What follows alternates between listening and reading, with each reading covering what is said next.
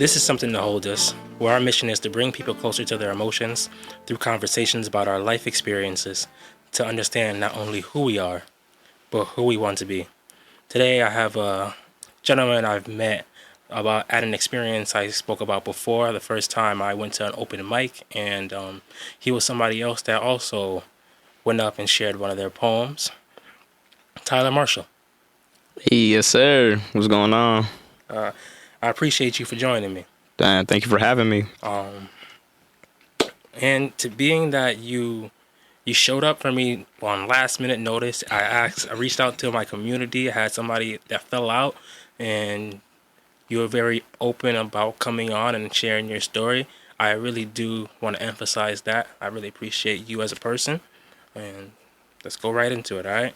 Yes, sir. Yes, sir. I usually start this podcast with a community meeting. Are you familiar with that? I'm not. It's something we do at my job where if you typically find yourself in a group of more than 2 people, we ask each other 3 questions. Okay. First question is, how are you feeling? Dude, I'm feeling great, man. I love to hear that. Yeah, I'm feeling great. What is your goal for today or this week? Today, well, hold on, let me just recalibrate. Really, daily at least getting 1% better in day. I have what I call my 5 swings. So, I mean, my goal, I really is just at this point, just to stay consistent with the game plan that I have. Oh, I love that. Mm-hmm. Who can you ask for help? Sheesh. God, I mean, of course, God, right? But, it's somebody that comes to mind. His name is Nick Bennett. Him and his wife, Nick and Shay Bennett. I'm sure they got you. You said that you have something called your 5 swings. Can you elaborate on that? So yes. Have you ever heard of the name John Maxwell? No, who's that? He is considered like the #1 in the world leadership author and stuff like that. And really, he's just really good at sharing his story. And there's an audio I listened to by him called The 5 Swings. And he breaks it down like if you was to go outside right now, right, and take an axe and, you just hit the tree. You just hit one tree every day, just 5 times a day. At some point, the tree is going to fall. It's going to fall through. But if you go outside every day with that axe and hit a different tree every day, nothing's really going to get done. It's not as You're going, productive. so he just calls it the 5 swings. Knowing what you want, go to that tree every day. And, people want to work all 24 hours throughout the day, but just 5 swings, man. 5 things you could do. Gotta focus that energy. Mm-hmm. Now that you mentioned that, I believe my old neighbor might have given me a book by John Maxwell that he recommended I read. He's big in the church as well? Actually, yes. He's a firm believer in God. And luckily, I had the pleasure of not just listening to his audios, but having access to courses by him, the opportunity to hear him speak. And that phenomenal is not the word, man. Oh, I can see it in your Phenomenal face. is not the He word. putting those words together, man. Lighting that fire in people. That means I got to get to this book, hearing that type of review from you. Mm-hmm. Can you give us one fact about yourself? One fact for a fact is, dude, I just love good energy. That's a fact. That's like probably the most solid fact I could really say, man. Good energy, dude. And I don't need any better fact than that. There might not be one. Let's go into the regular scheduled programming. What does community mean to you? I mean, what you fill yourself with is what comes out of you. And, we are who we hang around, who we surround ourselves with. And the community literally makes up just that. The pool or energy, if you will, that's constantly being poured in and out of me. And is just knowing that there's people in your corner or just in your sphere, right, in that area that you can either count on, be accountable to, rely on, and everything. And really, that's just what community is. Can you identify who or what is your community? As far as the who, I mean, my family, those, of course, we hold dear to us. I mean, the person who can walk in your house and go in your fridge. Right? I love that. Right? That's definitely the person, I mean, at your work, in your workplace. Really the people you would see more than average than that random person walking at the gas station or something. But the people you see often, whether you like it or not often, they're in your community. And that is so true. And I love how you touched on the people that you get the energy from, because sadly, who you hang around it is who you become, regardless of how bad you try to be the most positive influence. Because we all, being human, have our weak moments where we succumb to habits that could bring us down if they don't align with the person that you want to be. And that's something that was struggle for me. Like, I would put myself into situations around certain people, and you don't realize after a couple of years, you're like, damn, I didn't intend to be this person. Dang, that's facts. But I tell people all the time I'm going to do a little bit of research on them. And I told you as well. I'm not going to go too deep, but I want to ask about, you just said the people that you put into your sphere, would you consider your community? But I heard you do a lot of community service. Okay, yeah. What does that look like? I mean, dude, literally going about theirs. I mean, as a musician, there's things I've done, gigs and stuff like that I've done for free. I mean, I'm an extra set of hands or eyes and ears, or I mean, just kind of like what Brendan did for us, right? Just being a bridge between somebody that can connect and end up being a pillar of the community that affects everybody. And when it's all said and done, and I mean, just keeping my eyes and ears open for where can I, just play a part, man. Just play a role. I don't have to be the main guy, but that simple 2-minute conversation to connect 1 and 2. From that, you don't even know what just happened, right? Yeah. So, and I'm sure that you are a pillar in many communities. Just the way that you're talking it, I've heard a lot of good things about you. Specifically, from your godbrother Ray. So it's like he said, from being motivational, a leader, being consistent. Shout out to Ray, wise. Right? Like, he had nothing but positive things to say about you. So definitely shout out to Ray. What's the most recent challenge you overcame? Sheesh, the most recent would be really, if I'm being candid, not taking anything personal. I mean, not even from the ones that I'm closest to, really. I mean, God's definition of wrath is different than ours, and anger just doesn't help. And it's getting past it. And now I'm pretty sure we've been mad at family out of love. Whereas it's just, there's probably a real problem going on right now, and I'm just mad that you're mad at me when I'm really just trying to figure out the problem, kind of thing going on. And, dude, not even taking it personal. Honestly, just literally choosing to love through it no matter what, man. Like, you can't outgive God. You can't outgive what you're put out. Like, what you put out is what you receive. 100%. And really, it's just, even when you have a right to be negative, there's things that happen to us where you have every right to be angry, aggravated. You were the victim in this situation, but then it's just like, okay, well, we still play a part in a community, though, whether we like it or not. And honestly, I would say that's what most we do, just loving through everything. Like, literally, when something happens, I don't even feel like negative emotions. It's just like, you can't help but laugh about it at this point. It's just like, well, okay. And yeah. There's so much power in that when you realize that you are in control. I've been reading a book that's called Crucial Conversations, and they touch on that so often about, like, to your point, when somebody is mad, and even if you have the right to be upset, so often they're acting the way they're acting because of a story that they created in their head and has made them feel certain emotions. Yes. And then in return, you kind of create your own story in your head, and you can either reciprocate that emotion and then continue that cycle, or you break it and you ask yourself, if it's ideally if it's somebody that you love, what do I really want in this moment? And so often it's not to just win the argument, it's not to just be petty, but when you can really ask yourself, what do I really want in the long term? You just want to return to a healthy place with this person that you ideally love or care for. Right. Yeah. I know I just asked you what was your most recent challenge you overcame, but could you give me a pivotal life experience? A pivotal. Yeah. Okay.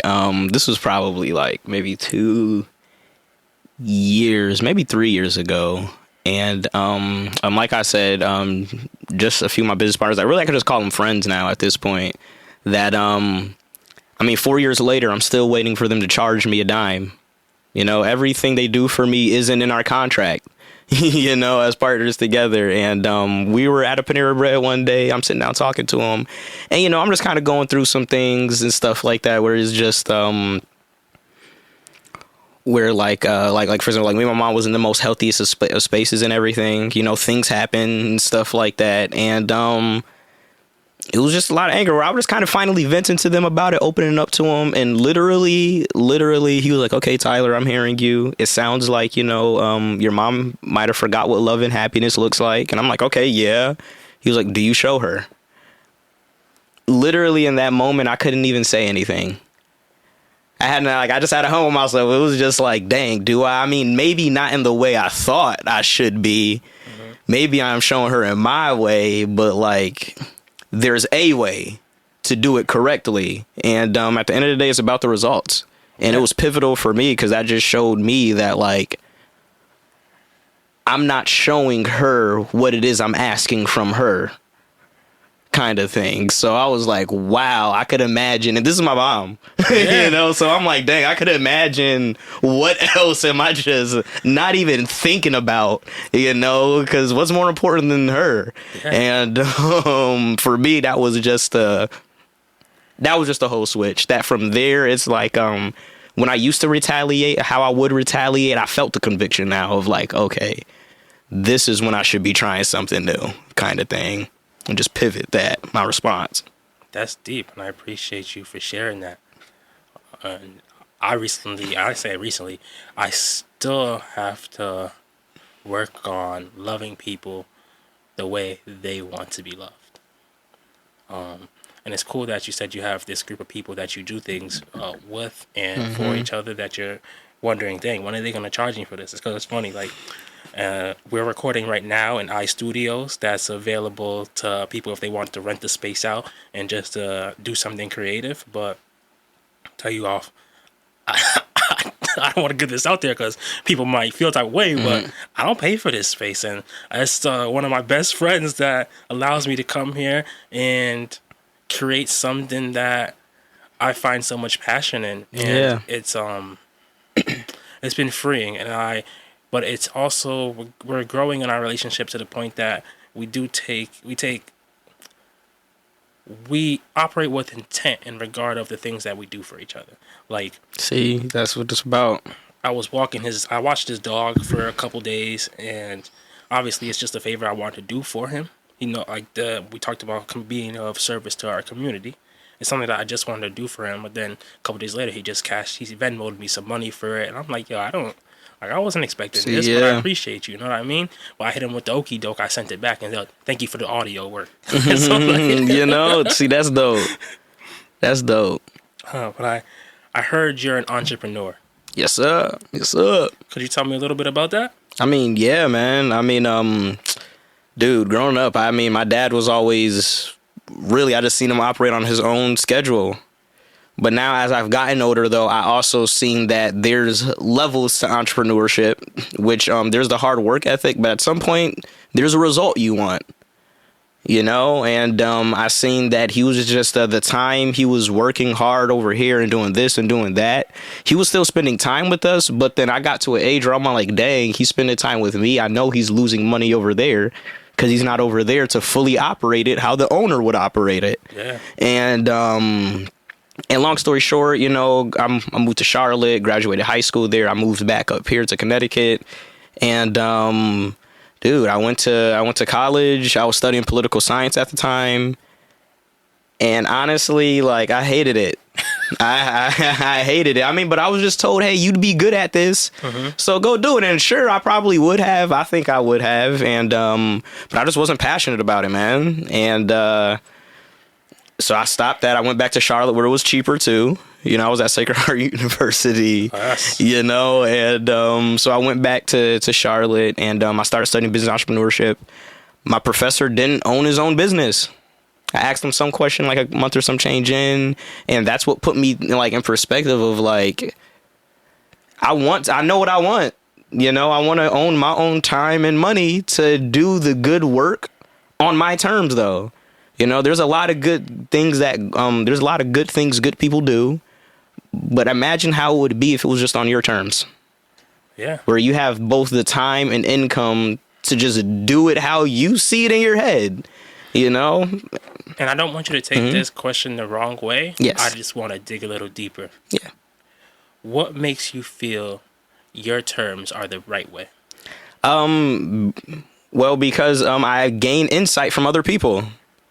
You know, don't get me wrong. I still have a mastermind group that I would like to funnel my ideas through and stuff like that to make sure I'm in some type of order, right? I never want to be self-imposed, but I guess what I mean by that is that if I want to go impact a community in Greece, I would love to wake up on my own schedule to spend as much time as I need to see fit there. But first, I need an income to even travel to Greece and just be present there physically myself. So I can just be a part of the team that's there, you know, and not to say that my way is the right way, but I'm able to give my services literally just because I could be here. I'm not worried about what my family has to eat or anything. We paid for all that with our own blood, sweat, and tears. And now we can just do the good work. Yeah. You know? I respect that. And a physical pillar is always more powerful than just a metaphorical one. So you got to go to where the work is at. You know? But I'm sorry, but long story short, that's what brought me to entrepreneurship. You know, after seeing that, I literally 10 minutes later, I got up and I dropped out. Because I mean, I knew what I wanted, and that's when literally a week or like a handful of weeks later, I got connected to just the people I've been around since then. Healthy marriages, healthy families, and not perfect, but they just literally knew what it meant to let's just work as a team. And ever since then, I'm like, yeah, owning my life would be great. That's dope. And I'm going to make sure I put into the show notes on how people can reach the work that you do. That's cool? Oh, for sure, for sure. Thank you.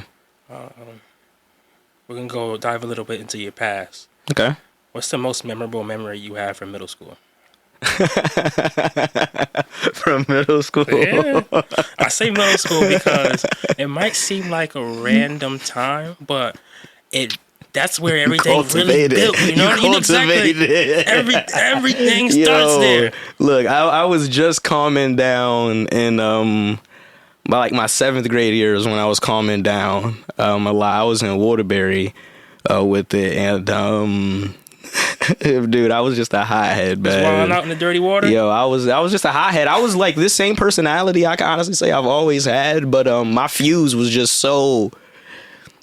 Like I said, I have 2 older brothers, and I just loved trying them. I was that brother. So I just, so my philosophy was, if I'm not scared of them, I'm gonna go, wreak havoc somewhere else.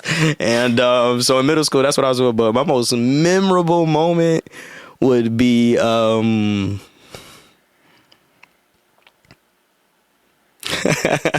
Yeah, give it to me, man. Look, man, I can either go my hot-headed route or this route, man. And honestly, I don't even care at this point. It's middle school. I just won't name no names, but I was going to a formal. We had formal coming up, and there was this girl I really wanted to ask and stuff like that. I mean, don't get me wrong, I ended up going, but there was a friend of mine at the time and stuff like that, and he was like, yeah, I'm gonna ask so or her. I was like, hey, can you leave that one out though, because you know I'm really trying to whatever. He was all like, he was like, okay, bet, I'll respect it. Next day, he literally asked her. Oh man. And I'm walking into the lunchroom, my friends come back telling me, and I'm all like, dude, and I'm talking to him. I'm like, bro, what happened? And he was like, oh, I just forgot about the bro code. You forget the bro code? Like, what kind of man? And it was a whole thing after that. But then it was just that. If I would say what was memorable, it was just funny. Now that I'm looking back at it. Dang. If I'm gonna be honest and share something like shit, there was a point in time where I did something that disrespected the bro code, and I'm still thankful to have the relationship with that person and See? to be at this level. It's something that I apologized about before, and to be honest, I'm just thankful. I'm thankful for forgiveness. Mm-hmm. Is that somebody that's still in your life now?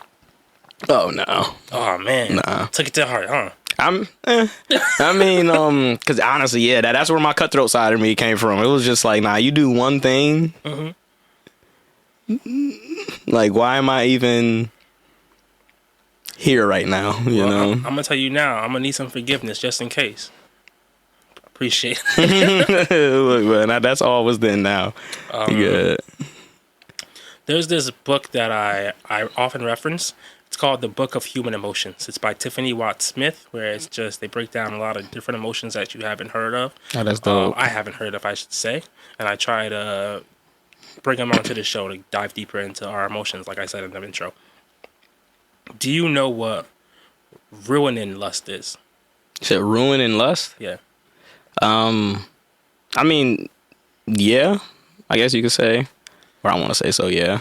Okay. Well, essentially, it's feeling irresistibly drawn to crumbling buildings and abandoned places. Have you ever felt that? That's crazy. Honestly, no. Don't think Yeah, so? now I'm really thinking, no.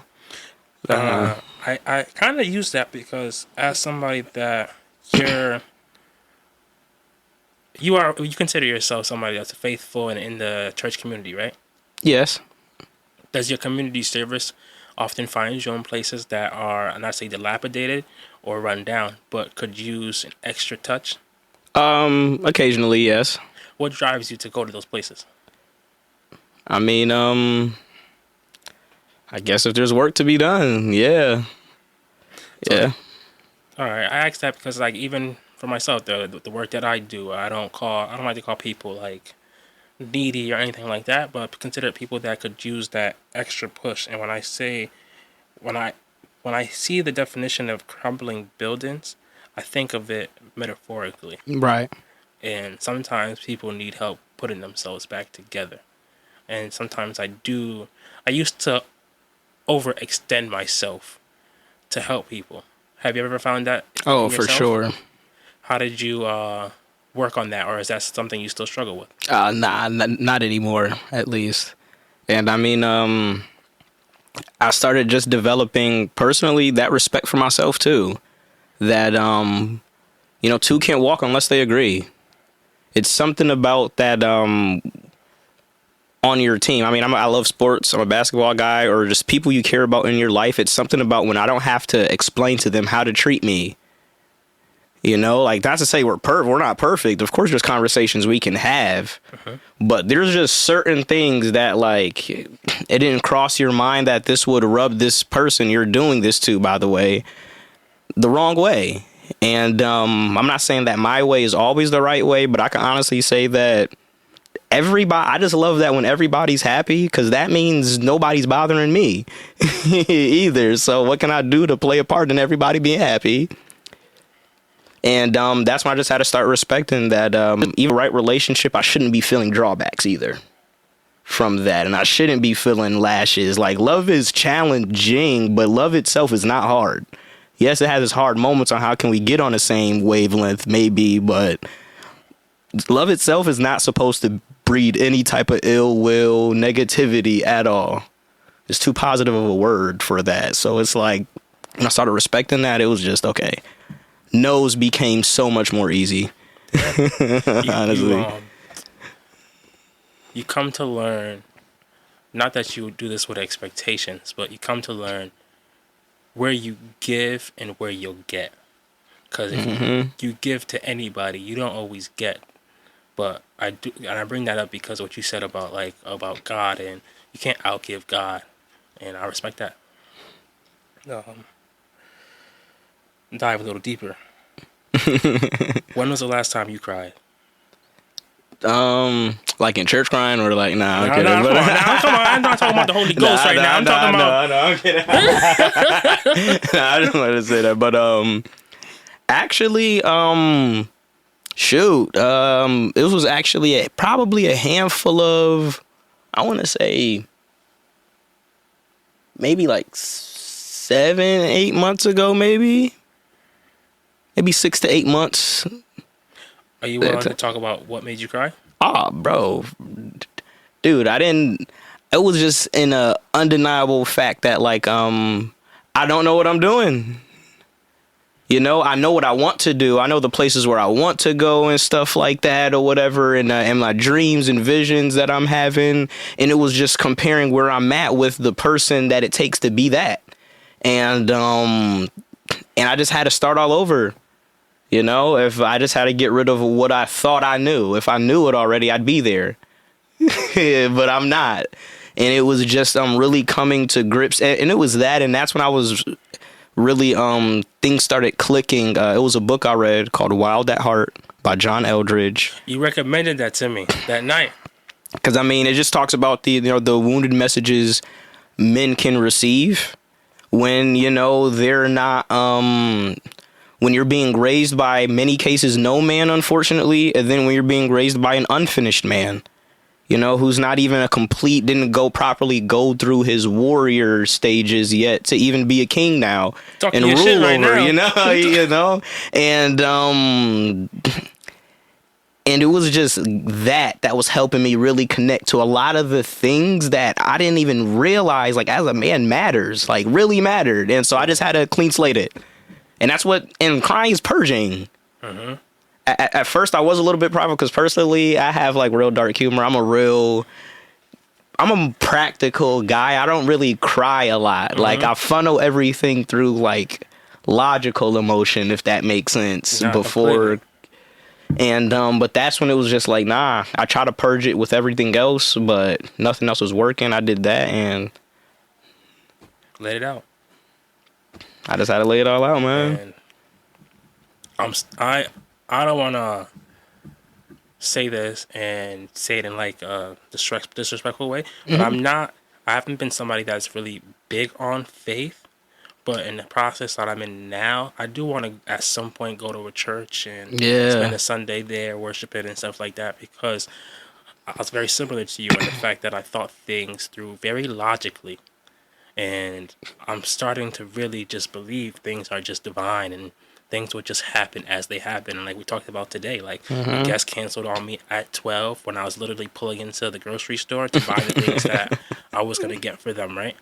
And I literally got the phone call 10 minutes after that from Brendan. And we're just talking. I'm telling him about me learning Spanish, telling him about my guest clan. Yo también.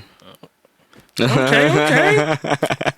I'm telling him about my guest canceling. He's like, yo, you want me to reach out to somebody? And all that shit just worked out so fluidly. And I'm like, I couldn't be stressed out. You know what I mean? Like, I gave and I got in such a beautiful way. But yeah, I'm really finding that space to really believe in the higher power and let that guide me. Yes, sir. Who or what in your life makes you smile?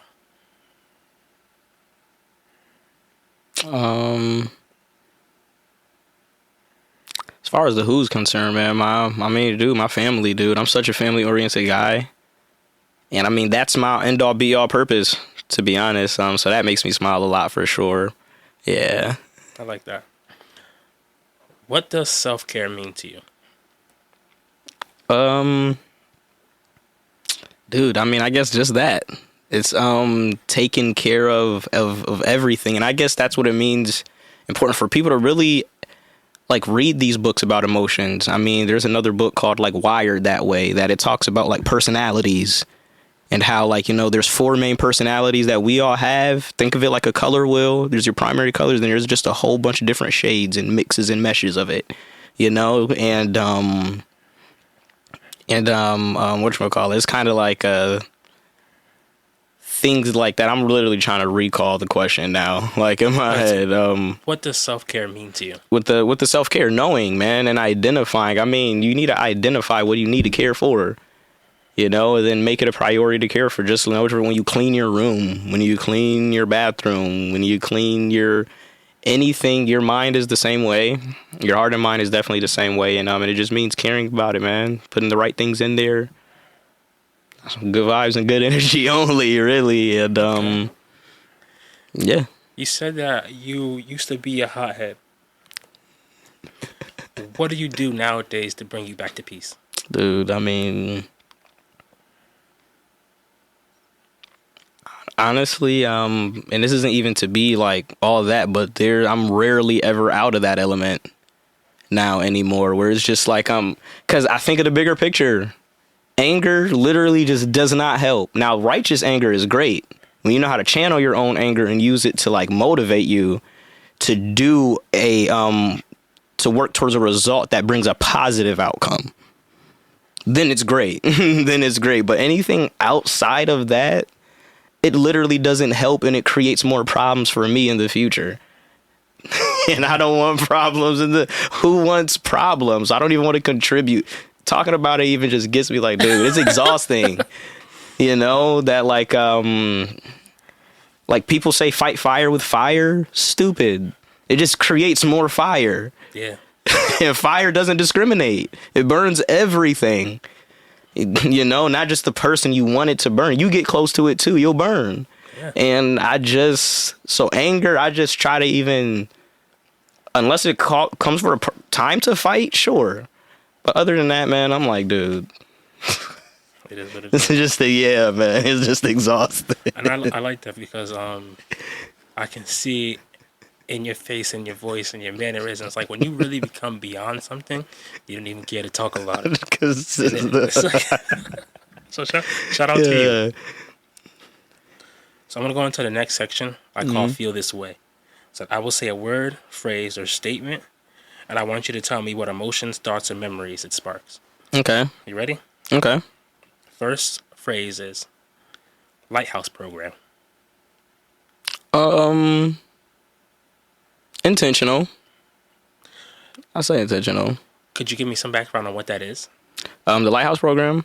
I know by my understanding, because they have it at my school too and stuff like that. It's a program that, you know, there's kids that stay after school and stuff like that. And I believe they just help them with their, you know, their work, the way they communicate with each other and stuff like that, and the way they work well with other students. It's just creating an environment for them to still just learn, grow, and just laugh, have a good time at their own pace.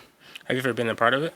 I did some volunteer programs before, so a few years back for it. And then the school I help teach at now, they have the program. So I talk to some of the like admin in charge sometimes and everything. Okay, cool. Mm-hmm. Family. Amazing. Amazing. How many siblings do you have? In total, it's 4 of us. 4? So I have 3 siblings, yes. And who's the youngest? My little sister. I'm the youngest out of the boys, but then I have a little sister. I was told that the support you give to your younger sister has been very powerful to watch. What I don't say, it's simple to say what motivates you to do that, because obviously it's family and that's a very strong thing for you. But how would you recommend other older brothers advise their younger sisters? It's so easy to get caught up in like, I'm the big brother. You know, I mean, I'm a little younger brother. I have 2 older brothers, and at some point it was like, bro, what that mean? Like, what does that mean to me? You know, that you're this. I'm part of the family, and it was just, this is literally her own. You're your own person. You know, yes, we were brought up the same, but you're your own person. So how you perceive things was just not the same. And being comfortable and making it comfortable enough for her to talk, because I can't help if I don't even know what it is I'm trying to help. And I can't force her to talk to me. So what can I do to just be a real big brother to her, where you can still come to me and talk about these things? Because at the end of the day, I'm glad you have friends of your own, but like, it's just something about when you have a person who's loyal to you from jump, literally from jump, who's willing to just be there for you and genuinely be there, not trying to big brother dictate and, you know, do all that extra stuff. But yeah. That's great advice. Thank you for that. Mm-hmm. Next word is sins. Sins? Dang. My thoughts just scrambled. It says, I would say the first word that comes to mind would be temporary. Why temporary? I mean, they just don't produce good results. No matter how you look at it. And if we want it to stop, we can. Okay. We can. But so temporary. Okay. Next one is music. Everything. You mentioned that you were a musician. What do you play? I play the keys. Play the keys. Okay. Yeah. Sound like some future right there. Play the keys. Oh. When did you start playing? Dude. Probably like for real. I say maybe 4 or 5. Years old? 4 or 5 years old. Yeah. Oh, that's dope. Yeah, I was born into it. So it was just, I was already around it. Do you do anything with it in your free time? Oh, for sure. If not practicing in total, like last night, I was just at a rehearsal for church things. When I was in Charlotte, I would do weddings, events, and stuff like that, and other gigs, rooftop events, just Okay. things or whatever. And I mean, studio times, like when COVID was happening, right? I was doing a lot more studio work and stuff like that. And I mean, dude, music is phenomenal, man. It's everything. I feel like I've learned more through music than through any other medium. And that might be odd, but I think it's Not at all. when you learn to open yourself up to multiple genres, there's so many stories in it, And if you you can live vicariously through those songs. And honestly, you feel pain that you didn't know you could feel for somebody else. And now, when you're as an adult, I look back on a lot of the songs that I used to listen to and understand those emotions even deeper now. Right. Facts. Listen to certain things, and I'm like, oh, they were telling me to watch out for this so long ago. If I had my ears more open, I could have heard that, Yeah, man. So music is a very beautiful thing. The last word I have is faith. Needed. It's just needed. Have you always had faith? I can say yes. Now, were there moments where I definitely doubted? For sure. But then that brings you back to now, where I say it's needed. Without it, good luck doing anything. I'm finding